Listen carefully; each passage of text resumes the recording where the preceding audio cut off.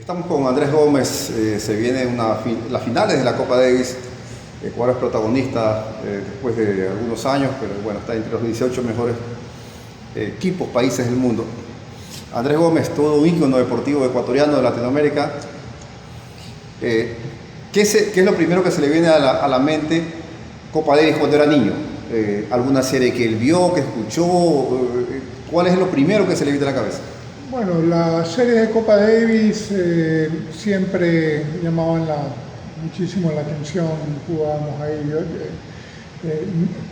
Yo sé que estuve presente en la Ecuador-Estados Unidos, tenía 7 años, pero no recuerdo mucho, muy poco o casi nada del momento. Recuerdo la algarabía, solamente fue un día, que creo que fue el día del dobles.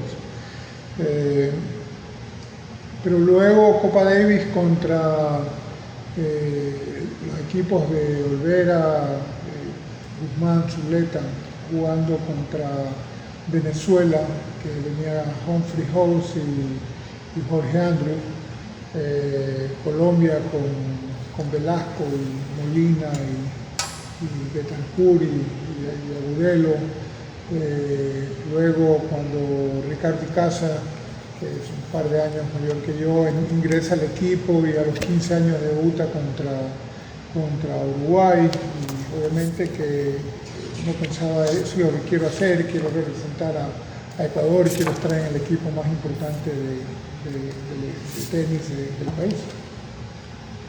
Correcto. Y bueno, y se dio eso, Andrés, en septiembre de 1978, primera convocatoria. ¿Cómo tomó Andrés ese llamado de Miguel Olvera, que era el capitán? Bueno, primero pienso que pude haber sido convocado antes. El año 77 jugamos con Uruguay en Uruguay, y yo creo que ella estaba listo para ser convocado y ser parte de ese equipo. No lo fue, pero es el 78, un par de meses después de que gané los Juegos de Odesur, conjuntamente con Raúl Viver, ingresamos al equipo y se formó este equipo de 3 jugadores, con Ricardo Icaza, Raúl Viver y Andrés Gómez, capitaneados por Miguel Olvera. El debut ante Alberto Franco, ¿qué recuerdos tiene ese debut ganador que tuvo en el Coliseo Cerrado? Fue la serie. Bueno, tuve un partido durísimo con él en el Sudamericano de Bogotá, en los cuartos de final. Le gané 9-7 el tercero, y obviamente que el debut de la Copa Davis añadía más nervios y más tensión también a eso. Pero recuerdo que estuve muy concentrado, con mucha confianza, jugando bien, apoyado en mi juego de ataque sobre esa superficie que era bastante rápida, me ayudaba para este tipo de partidos. ¿Se imaginaba, visualizaba Andrés Gómez que ese chico de 18 años después llegaría a completar 78 partidos jugados en Copa Davis? La verdad es que una vez que comencé a jugar, una vez que comencé, sobre todo a sentirte parte del equipo, porque uno lo convocan y de repente no sabes muy bien lo que es, no es jugar los sudamericanos juveniles, es totalmente diferente, es otra sensación. Pero una vez que entré, mi intención era jugar por Ecuador la cantidad de veces que me requieran. Y de hecho jugué por muchos años seguidos hasta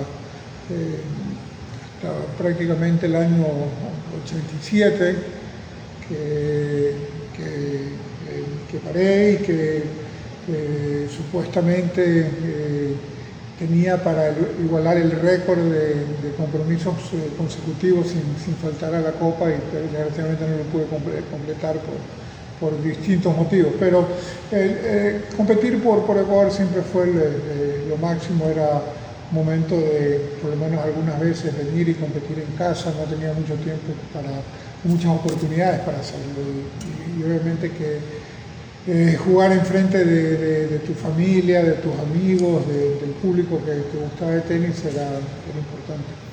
¿Por qué cree que ese tridente Icaza, Gómez y Viveres no tuvo ese suceso de tantos años en Copa Davis? Creo que nos comportábamos como, el equipo era una familia, era un momento en que podíamos estar juntos y podíamos realmente compartir. Y en ese sentido compartir afuera todavía era mucho más, o sea, era una oportunidad para recargar energías. Muchas veces no llegamos en el mejor momento, con lesiones, cansados de largas temporadas, etc. Y el equipo siempre era reconfortante para volver a retomar el día a día y lo que es el tenis profesional. 1982, Andrés Gómez con 22 años, bueno, Viver con 21 y Ricardo un par de años más.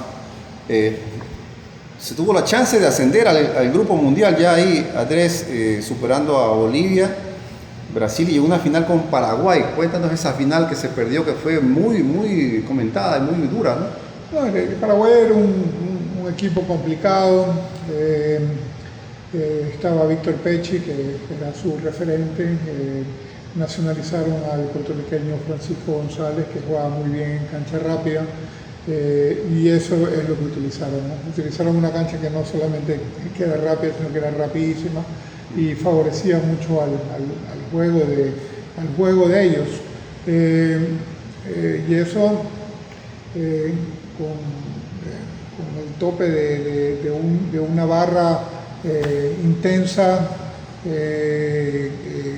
apoyadora, presionadora, como todos los países de Sudamérica. Jugar en Sudamérica, jugar en la época de los 80, jugar en cualquier país de Sudamérica como visitante era realmente complicado, realmente duro. La tensión del momento, la emoción de la participación de equipos representando a su país era realmente grande y no es un secreto para nadie que en Sudamérica somos muy nacionalistas y eso hacía que las Copas Davis a veces se escapen del control de los árbitros generales, pero era simplemente calentura del momento y luego ya todo volvía a lo normal.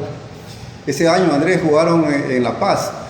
Cuéntanos qué tal esa experiencia de jugar ahí una serie de Copa Davis dura, porque Bolivia tenía buenos jugadores también ahí en ese equipo.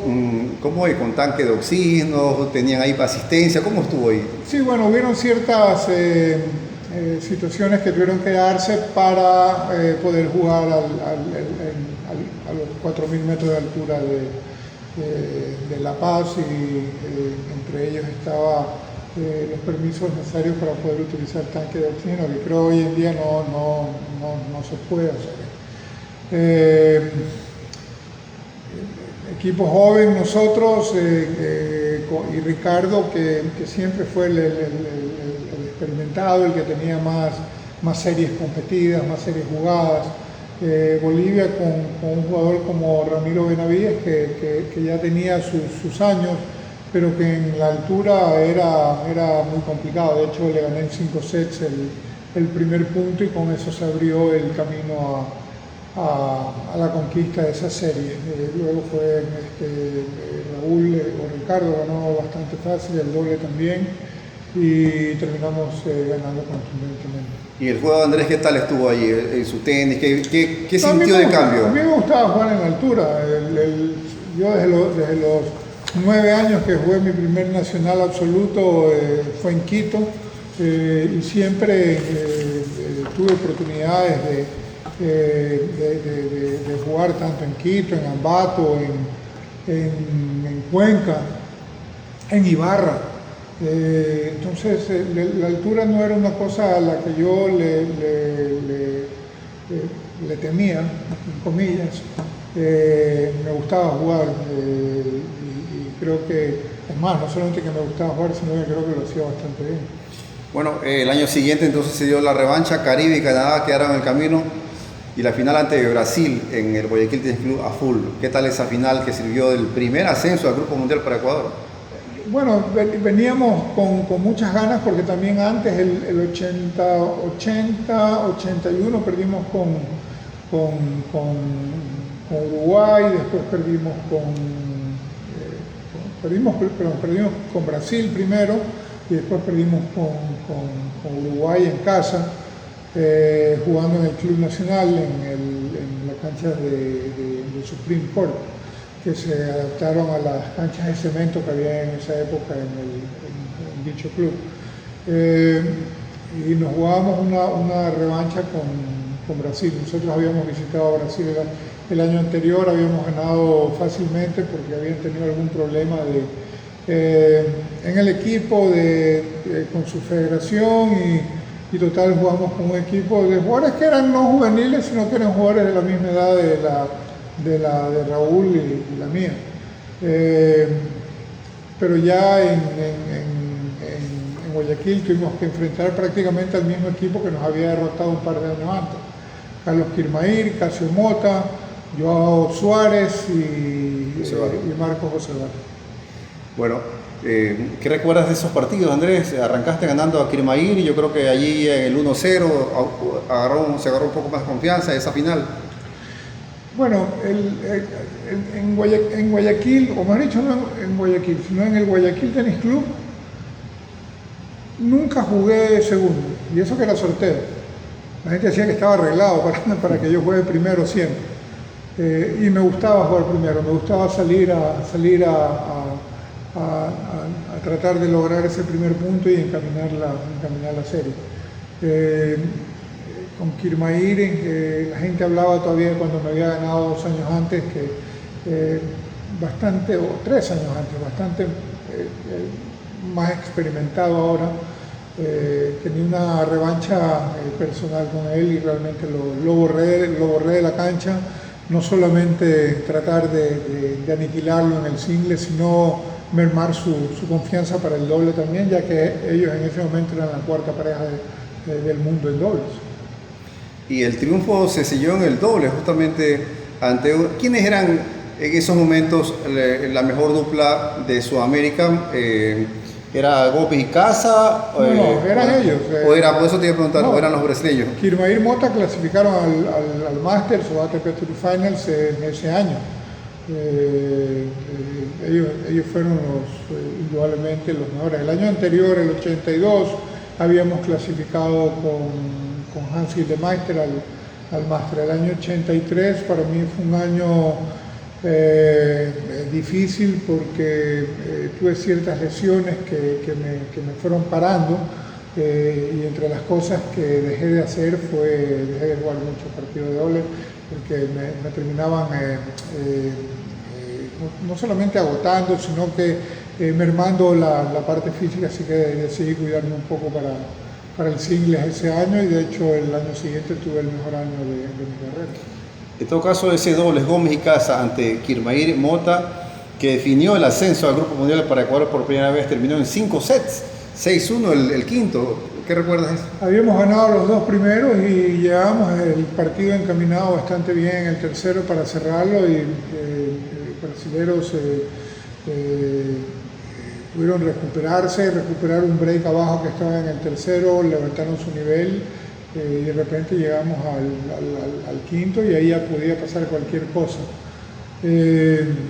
Pero volvimos a retomar el aplomo como pareja con Ricardo y terminamos ganando fácilmente ese quinto set.